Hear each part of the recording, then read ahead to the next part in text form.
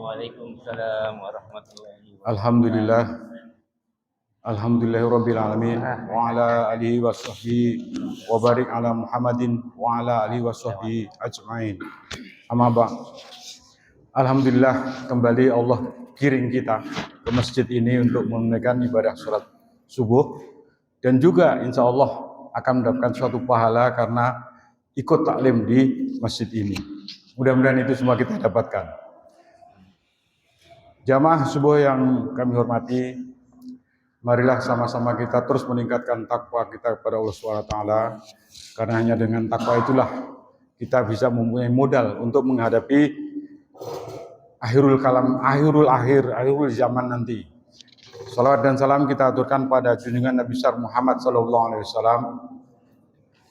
yang selalu memberikan syafaatnya di hari yaumil kelak kepada siapapun yang selalu mendatangi masjid ini.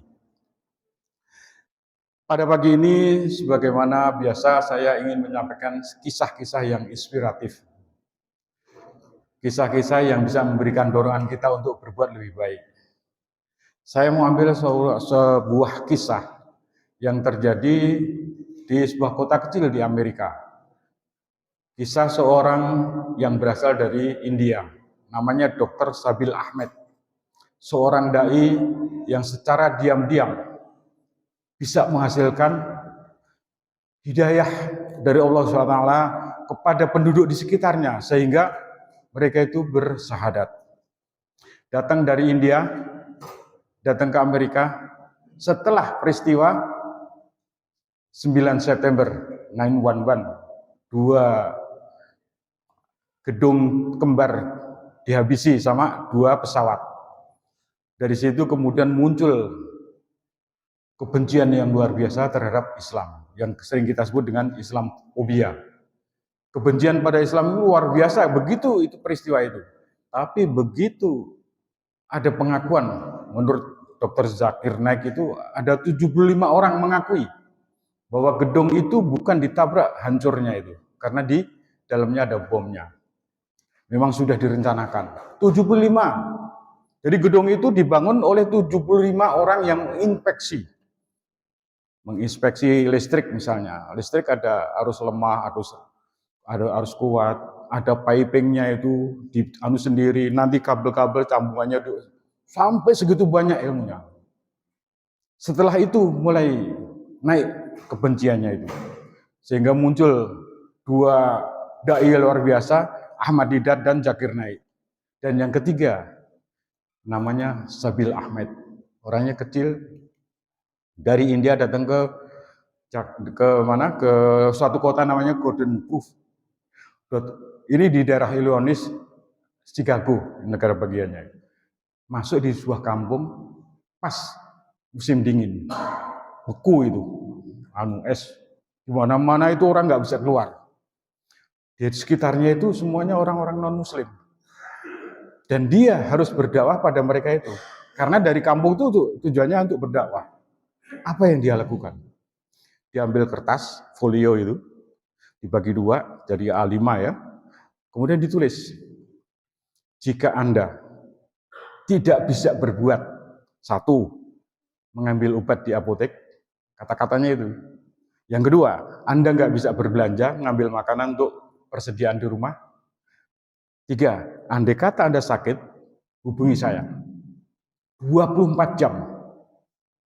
Gila, itu pernyataan dalam 24 jam. Coba bayangkan kalau kita yang ada di situ, 24 jam dia siap ditelepon. Ini nomor teleponnya, saya Dr. Sabil Ahmed. Bayangkan Pak, datang ke sana nggak ada yang dikenal, selingkuhannya itu semua non-Muslim.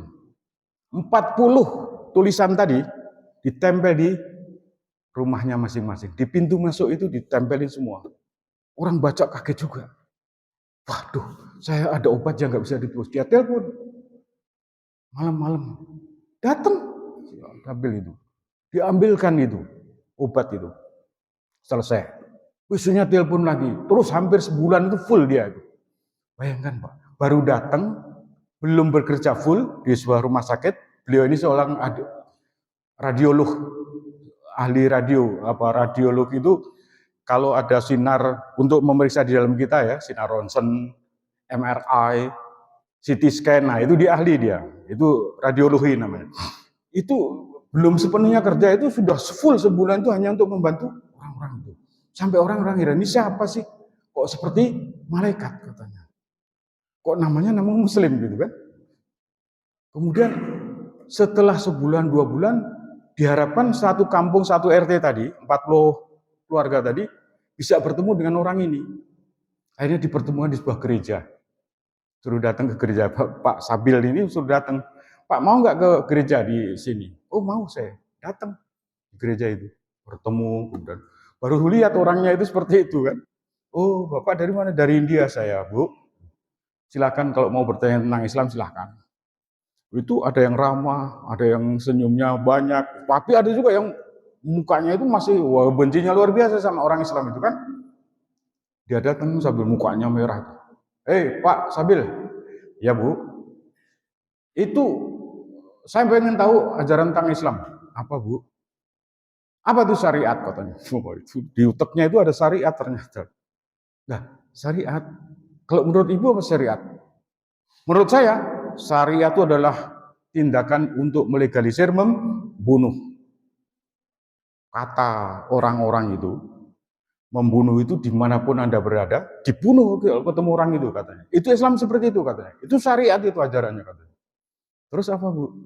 Itu, di samping izin membunuh, Anda itu kemana-mana memaksa diri orang untuk masuk Islam katanya.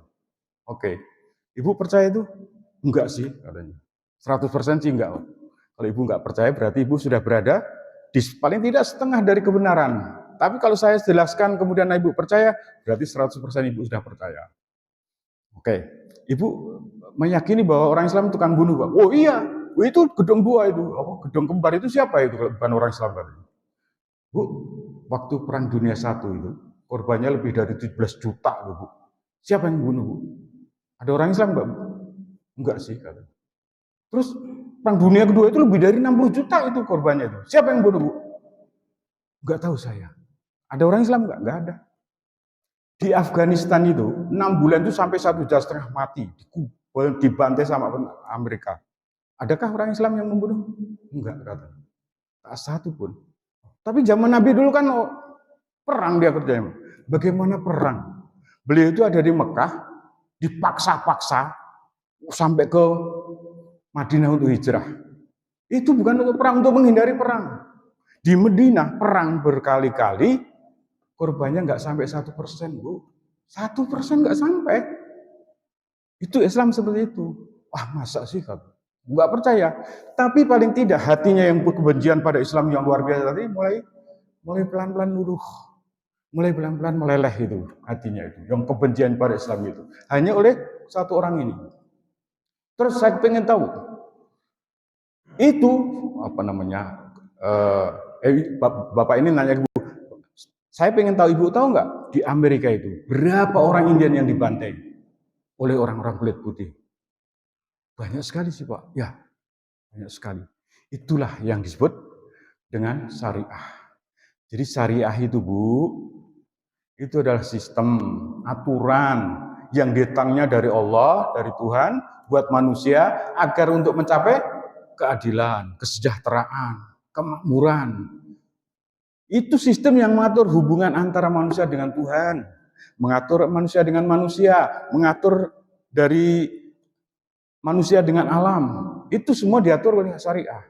Ibu, kalau di rumah Ibu pas musim panas, ada bunga, ada pohon, itu berwarna kuning. Berarti Ibu harus apa? Ya harus disiram. Nah itulah namanya syariah. Ibu nanti di jalan, Ibu telepon saya malam-malam, untuk mengambilkan obat yang di apotek Ibu karena nggak bisa karena sedang badai itu, saya harus lewati badai itu, harus menerjang badai itu, datang untuk membantu Ibu, itu juga syariat. Nggak paham. Jadi yang di benaknya itu, yang di syariat itu adalah membunuh. Dan itu dibentuk bertahun-tahun oleh orang-orang barat sana. Dan berhasil. Terus ditanya, Ibu tahu seperti itu dari mana? Kok orang Islam itu tukang bunuh itu? Oh dari teman. Dari saudara, dari sekolahan, dari orang tua, dari media semua. Itu yang didengar cuma satu, membunuh, membunuh, dan membunuh. Terus Ibu sekarang kalau setelah mendengar penjelasan seperti ini gimana Bu? Kok kayaknya benar juga ya penjelasan Anda bahwa Islam itu tidak membunuh. Enggak ada bunuh, Bu. Dibuktikan, silahkan buktikan. Sejarah dibuka lagi. Faktanya mana yang membuktikan bahwa umat Islam itu membunuh? Enggak ada. Tak ada satupun, Bu. Saya ulang-ulang, Bu ya. Di dalam Islam itu membunuh satu orang itu kalau nggak ada alasan tepat, itu adalah membunuh seluruh umat manusia. Bayangkan Ibu, itu Al-Qurannya begitu. Masa? Iya. Nanti Ibu kalau sudah mulai belajar, silahkan buka Al-Quran. Nanti ada ayat yang mengatakan bahwa membunuh satu orang tanpa alasan yang jelas, itu sama dengan membunuh semua kehidupan. Itu ajaran Islam seperti itu. Jadi kalau Ibu bilang membunuh itu ada di Al-Quran. Tapi pada waktu atau selama dalam kondisi perang. Kalau perang iya boleh suruh bunuh itu. Kita dianjurkan bunuh. Tapi kalau dalam aman-aman begini nggak ada. Ibu percaya nggak itu? Gedung kembar itu siapa yang membuat? Siapa yang menghancurkan? Iya sih, pernyataan dari 75 ahli tadi itu sudah sedikit menggoyahkan kami bahwa itu adalah rekayasanya orang-orang kami. Ya, waktu itu disebut namanya George Bush ya, Presiden Amerika itu. Itu Bu, dalam Islam itu ada namanya wa makaru wa makarullah. Wallahu khairul makirin. Manusia boleh saja membuat tipu daya, tapi Allah akan membalas tipu daya itu. Dan ingat, Allah pembuat, pencipta tipu daya yang paling baik. Jadi Ibu seperti itu karena apa? Karena Allah itu memberikan itu tadi balasan makar tadi, tipu daya tadi dengan tipu daya yang lebih baik. Ibu dipertunjukkan itu 75 orang pengakuan tadi. Terus kemudian Ibu kan suka lihat tuh begitu ada itu hancur gedung itu hancur, ada anak kecil telepon ibunya, Bu gini-gini. Mana ada yang bisa telepon? Itu hancur, nggak ada yang di sekitarnya itu yang sinyal itu masih ada. Itu suatu contoh Allah bahwa Allah pencipta makar yang lebih baik. Iya. Kok ada anak kecil telepon ibunya itu? Muncul di TV itu, di TV mana-mana itu. Yang lolos sensor istilahnya kan. Nggak mereka sensor itu di luar kehendak manusia itu. Itu namanya makarnya Allah itu. Anak kecil bilang, Bu, ini dibom, gini-gini, dan segala macam. Padahal nggak ada sinyal. Berarti kan dia sudah siapkan itu. Udah disiapkan itu, anak itu bisa menelpon ibunya. Padahal sudah tahu nggak ada sinyal. Kaget sih Ibu itu. Bapak-bapak yang ada di sekitar situ. Bapak dan ibu-ibu yang ada di sekitar itu mulai kaget ya. Islamofobia itu dibangun luar biasa. Kebencian terhadap Islam itu dibangun bertahun-tahun. Dan itu berhasil. Karena orang-orang itu pada waktu masuk juga, wah luar biasa. Dia wajahnya mulai nggak serem itu karena orang ini sering bantu kan, Pak Sabil Ahmed ini. Hampir sepanjang malam, jam 12 malam ditelepon, Pak anak saya sakit, saya datang. Nanti dibawanya lagi, Bu, Pak, kalau Bapak nggak ada kerjaan, datang ke rumah saya ya, kita ngobrol. Saya sediakan kopi, Pak. Saya punya kopi dari Lampung, dari Toraja, dari Aceh. Silahkan datang sini. Nanti kita makan. Enak-enak, Pak. Ubi. Saya makan ubi yang direbus jangan digoreng. Ubi yang dikukus jangan digoreng. Dikasih penjelasan itu. Akhirnya ada yang datang pagi-pagi. Tok. Silahkan masuk. Siapa? Oh saya ini dari sini, Pak. Saya pengurus gereja. Oh ya silahkan masuk, ngobrol. Kok seperti ini ya? Tanggapannya itu sopan sekali si Ahmad Sabil ini. Coba kalau apa yang kita bayangkan selama ini, mukanya serem, itu kan dibentuk Pak. Para mujahidin di Afghanistan itu digambar, kemudian disebarkan di media. Seperti ini orang Islam, perbuatannya seperti ini. Itu dibesar-besarkannya luar biasa. Dulu peristiwa Ambon itu di seluruh dunia itu Indonesia itu seperti kacau. Itu tiap hari dimunculkan tuh negara Islam seperti itu. Membunuh dan membunuh. Itu mereka yang ada di luar negeri sana itu gambarnya itu luar biasa. mendapatkan karena tiap hari itu kan teori itu mengatakan ya siapa namanya orangnya Nazi itu kan Robert Goebbels namanya itu kan membuat satu teori kalau ketidakbenaran, kebohongan ditiupkan tiap hari, lama-lama jadi kebenaran. Bapak melakukan sesuatu, enggak melakukan satu, tapi dianggap melakukan sesuatu, diberitakan tiap hari, lama-lama orang percaya bahwa Bapak yang melakukan suatu kejahatan. Itu dibentuk mereka, dan itu sampai sekarang masih, Pak. Dalam semua politik pun seperti itu kan. Kita tahu si A, si B, si D, si A ini tiap hari diberitakan seperti ini, terus-menerus itu. Padahal sudah tahu salah, diberitakan. Akhirnya kita semua mendapatkan suatu gambaran bahwa itu adalah suatu kebenaran. Padahal ada kebohongan yang terus-menerus disuarakan. Zaman Nazi itu pakai radio itu, Pak. Radio zaman dulu kan banyak radio amatir itu. Disiarkan tiap hari tentang pembunuhan itu tidak terjadi. Terus untuk mempropagandakan Nazi dan berhasil. Nah, itu di dunia barat itu membenci Islam itu dengan cara seperti itu. Fotonya orang-orang mujahidin itu foto sadis. Gambarannya seperti itu. Ketika berhadapan dengan Ahmad Sabil Ahmed ini, orang kaget kok sopan, halus, mau nanya apa silahkan. Itu ngapain sih nabimu itu? Istrinya banyak amat. Itu bukan pelecehan. Bu, Ibu udah tahu tentang Quran? Ya belum lah, kalau belum saya udah tahu saya nggak nanya. Masih keras gitu kan. Yang membatasi perkawinan itu ada nggak? Ibu cari itu. Dalam Bible boleh, dalam Injil boleh, dalam apa itu, Taurat boleh, Perjanjian Lama, Perjanjian Baru, silahkan pelajari. Ada nggak yang membatasi perkawinan? Emang Islam membatasi? Islam membatasi sampai dengan 4. Dengan catatan harus adil. Kalau nggak adil, nggak boleh. Sekarang ada yang nggak batasi, Bu?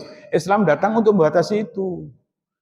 Nabi itu dulu sebelum itu turun wahyu tentang pembatasan itu, nggak ada aturan, Bu. Sama di seluruh dunia nggak ada. Satu pun nggak ada konstitusi yang mengatakan harus kawin satu, nggak ada. Ibu terjebak oleh berita-berita tadi. Islam datang untuk menghormati wanita, menghormati perempuan, tidak untuk melecehkan. Itu pertemuan itu nggak berlangsung kurang lebih 1 jam, tapi mengguncangkan hati orang-orang itu. Coba bayangkan, Pak, sendirian, Pak, datang ke Amerika, menyediakan dirinya itu 24 jam untuk melayani mereka itu. Tidak pernah ngomong soal yang lain, Bu. Nggak ada. Quran seperti ayat ini seperti yang enggak. Pertama itu hanya dengan bilhal, dengan perbuatan. Enggak ada lain. Bahwa Islam itu seperti ini dan dia sukses. Itu sekarang, Pak, jutaan orang yang masuk Islam itu. Selama hampir 10 tahun itu. Di Amerika itu yang tadinya kebencian itu pun mulai luruh. Sampai sekarang kita sudah punya orang Islam sudah punya wali kota. Di beberapa tempat ada 1 kampung Islam. Dan orang-orang yang non-muslim itu, yang di kampung itu, 1-2 orang itu, akhirnya harus dipaksa dalam hati oleh Allah, dikasih hidayah untuk masuk Islam. Karena apa? Karena sudah, mereka itu jauh lebih baik daripada orang-orang itu. Membantunya, bertetangganya. Kalau ditanya kenapa kok bisa begitu? Karena bertetangganya mereka itu luar biasa. Jam 2 malam saya ketok-ketok, Pak. Ayah saya sakit. Saya suruh bawa ke rumah sakit. Enggak AIU, Pak. Dia keluarkan mobil dia. Besoknya datang, dia pulang itu udah selesai. Ditanya lagi saya di telepon, masih ada masalah enggak? Enggak ada. Gitu. Mereka dakwah bilhal, tidak pernah menggunakan ayat-ayat begini begitu, enggak ada. Dengan